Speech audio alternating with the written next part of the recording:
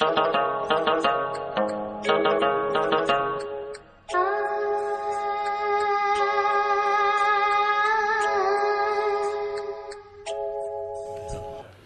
मुल्क के जो हालात चल रहे हैं, जब से लोकसभा और राज्यसभा में वो काला कानून पास किया गया है कि जिसके ज़रिए ये कोशिश की जा रही है कि एक ख़ास समुदाय को, एक ख़ास माशरे को, एक ख़ास कम्युनिटी को जो है टारगेट किया जाए, उसके ख़िलाफ़ बड़े पैमाने पर तमाम बिरादरान वतन के साथ मिलकर, मुसलमान भी, हिंदू, मुस्लिम, सिख, ईसाई, ये तमाम लोग मिलकर एहतजाज कर रहे हैं। और बड़े पैमाने पर यह एहतजाज किया जा रहा है, चाहे जामे मिलिया हो, आसाम हो, और इस तरह से मुल्क के कोने कोने में यह एहतजाज हो रहा है। ख़ुद हमारे महाराष्ट्र के कई अज़ला में बड़े पैमाने पर एहतजाजात किए गए हैं। इसी बात को महसूस करते हुए मुमरा की आवाम ने भी, जो ज़बरदस्त गम और गुस्से के साथ भरी हुई है, और वो ये चाहते हैं कि ये काला कानून फ़ौरन वापस लिया जाए। ये काला कानून जो है बड़े पैमाने पर नुकसान पहुंचाने वाला है, और उसके बाद जो इनकी साजिश है उससे लोग जो है बहुत ज़्यादा गुस्से में हैं। इसीलिए मुमरा कौसा की कुल जमात ने, जिसमें तमाम मकातिब फ़िक्र,